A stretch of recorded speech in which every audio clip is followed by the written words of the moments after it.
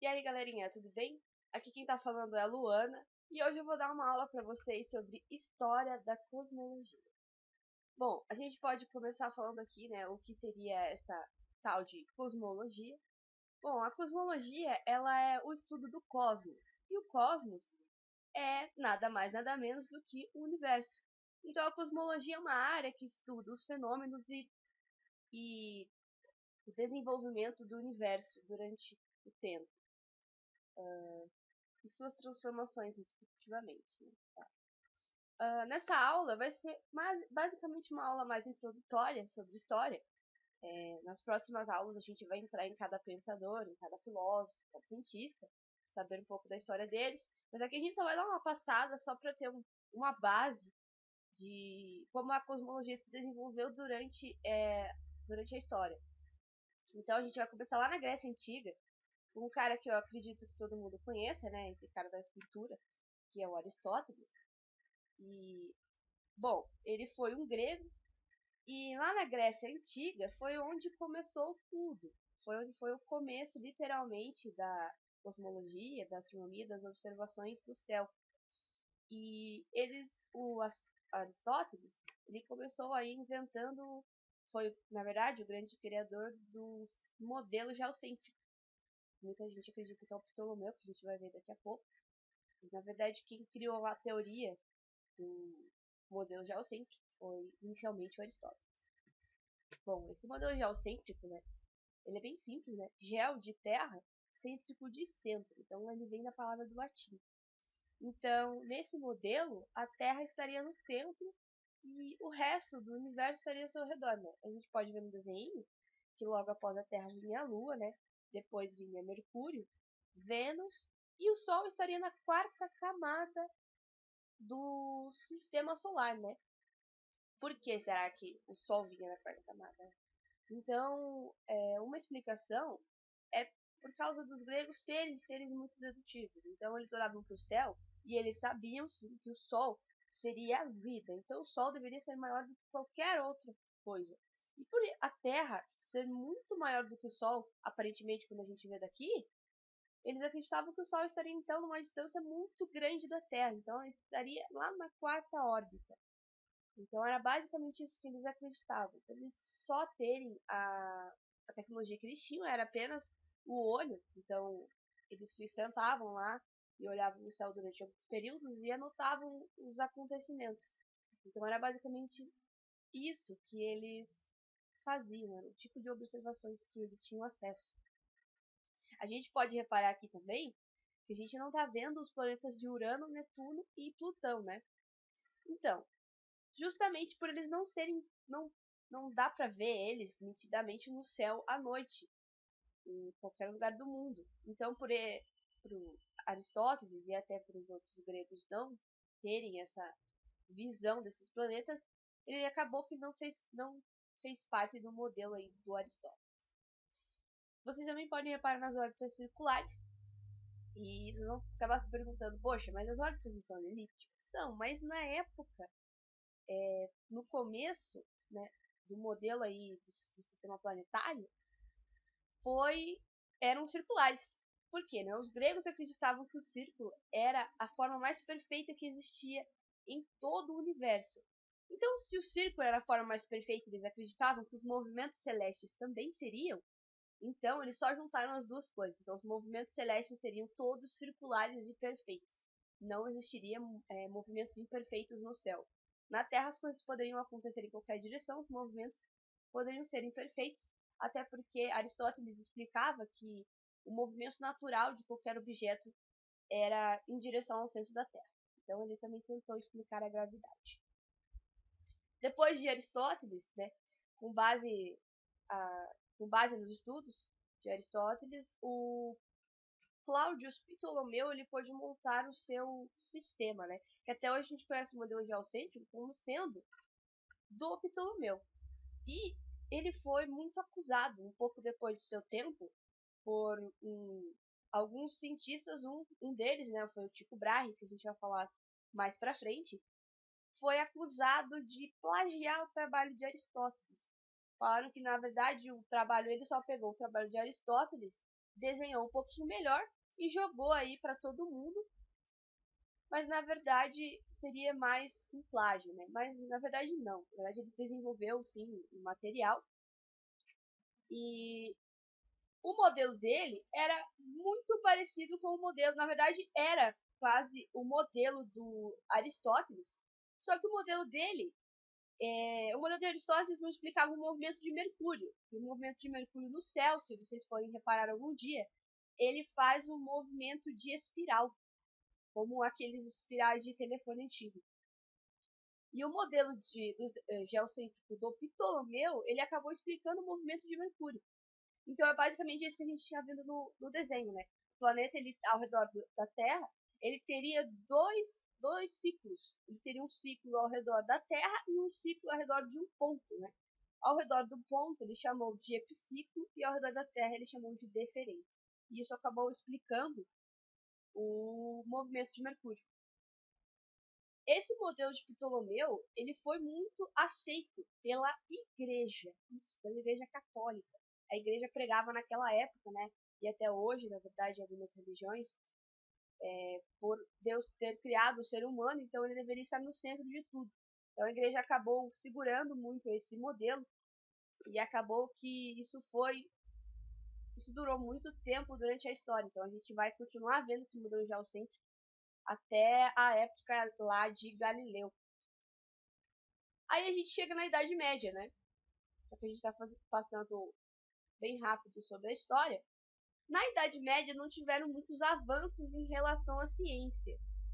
Eles continuaram com a ciência grega do sistema geocêntrico.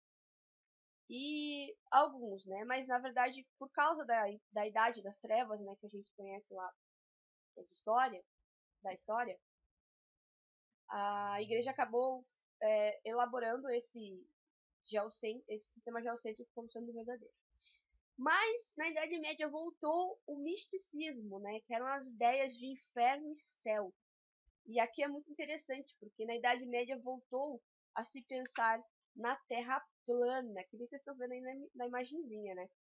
Então, o Sol continuaria sendo a Terra continuaria sendo o centro do universo, mas ela seria plana, justamente por aquela parte que eu disse do ser dedutivo, né? Quando você olha para o horizonte, você pensa que a Terra é plana. Na verdade, você está vendo a Terra plana, mas não é bem assim, né? Atualmente a gente sabe que isso é muita loucura, mas naquela época o pessoal acreditava mesmo. Isso inspirou muitas histórias verídicas. Não sei se vocês já ouviram a história dos navios que navegaram até o fim do mundo e caíram na borda. É basicamente essa história da Terra plana que vinha na Idade Média, né? Então, eles não sabiam, na verdade eram histórias, né? Porque eles acreditavam que quando você estava perto de chegar lá no fim do mundo, você veria monstros marinhos, né? Que é aquela história dos monstros marinhos que engoliam navios e que afundavam navios. Então, os navios nunca voltavam para contar se eles realmente viram a borda do mundo, mas eles voltavam para contar sobre os monstros que eles viam no mar, que eles achavam que por estarem perto do fim do mundo, eles veriam esses monstros. Então isso inspirou muitos filmes, muitas histórias, e até hoje a gente ouve, quando a gente vai falar de Idade Média, sobre essas histórias de monstros marinhos e fim do mundo lá. Depois da Idade Média, a gente vai para Nicolau Copérnico, né? O Nicolau Copérnico, ele teve acesso lá aos modelos de Ptolomeu, aos modelos de Aristóteles, aos modelos de muitos outros, e ele criou o seu próprio modelo, né, que foi o modelo heliocêntrico. Através de suas observações, ele disse que não, que na verdade Ptolomeu e Aristóteles estavam errados, que o Sol estaria no centro do universo. E logo após o Sol viria Mercúrio, Vênus e a Terra, que estaria lá na terceira órbita, e que seria orbitar, e a Lua seria o seu satélite natural, né, estaria orbitando ela. Logo após iria Marte, Júpiter e Saturno. A gente observa também, né, que não tem Urano, Netuno e Plutão, também por, naquela época, os materiais que eles tinham para observar o céu era apenas o olho, então era só o que eles conseguiam ver. E aí nós teríamos as estrelas fixas, que até a época de Ptolomeu também tinham essa ideia de estrelas fixas, que as estrelas elas permaneciam no lugar imutáveis, justamente por o céu ser perfeito. Então as estrelas estariam sempre lá, elas nunca desapareceriam. Esse modelo heliocêntrico do Copérnico não foi aceito na época que ele tentou implantar. Por quê? Justamente pela parte da igreja que eu disse para vocês. A igreja aceitou muito o modelo de Ptolomeu sobre a Terra estar no centro. Então, o Copérnico foi acusado de de ir contra a igreja. Então, todos os trabalhos que ele acabou publicando sobre o heliocentrismo acabou sendo exilado, acabou sendo escondido de todo mundo. Poucas pessoas tinham acesso ao trabalho do Copérnico. E as pessoas ouviram falar, claramente, né? Mas não aceitavam, justamente pelo poder da igreja daquela época. Então os trabalhos dele acabaram sendo escondidos aí em algumas bibliotecas e sendo proibidos, e ser proibido a leitura deles, né? Quem fosse visto lendo os trabalhos de Copérnico seria condenado também e acusado de ir contra a igreja. Bom, depois do Copérnico, né, veio esse carinha bonitão aí, né? O Tycho Brahe, né? O Tycho Brahe, ele disse que o Copérnico estava louco, que na verdade a Terra estava sim no centro do universo, mas não era como Ptolomeu havia explicado, nem como Aristóteles havia explicado. A gente pode perceber também que até depois de Ptolomeu, Copérnico, aqui no Tycho Brahe, as órbitas também permaneciam circulares. Elas ainda não mudaram de forma, né? Não teriam indícios de que as órbitas seriam de outras formas. E o Tycho Brahe, na época, ele construiu as suas próprias ferramentas de observação e ele tinha muito dinheiro, né? Então ele tinha umas coisas mais tecnológicas da época. Mesmo com as observações, ele concluiu que as órbitas seriam circulares. Mas ele concluiu que a Terra estaria no centro, logo após viria a Lua orbitando a Terra e depois viria o Sol.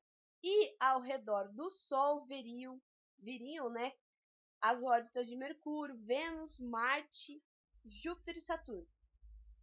Então, o Sol, ele arrastaria as órbitas, ele teria uma órbita ao redor da Terra e arrastaria a órbita de todos os outros planetas que ao mesmo tempo orbitariam ele. É uma boa explicação, se a gente fosse pensar, né? Através das observações do Sol, a gente poderia claramente concluir hoje em dia que é isso mesmo que a gente vê. Mas, graças à ciência avançada que a gente tem hoje, a gente sabe que não é bem assim. E, bom, basicamente isso. O Tycho Brahe, ele acabou morrendo e ele acabou deixando aí seu observatório, todas as suas observações para o Johannes Kepler, né, que era o seu assistente na época. A gente vai contar a história dele mais pra frente, em outras aulas, né? O Johannes Kepler, ele pegou lá as observações do Tycho Brahe e concluiu que as órbitas não eram circulares e que ele concluiu também que realmente o heliocentrismo era o certo. Então ele ia contra a ideia do chefe dele, né? Tycho Brahe acreditava na Terra no centro e o Kepler desde o começo acreditava no Sol no centro. Por quê?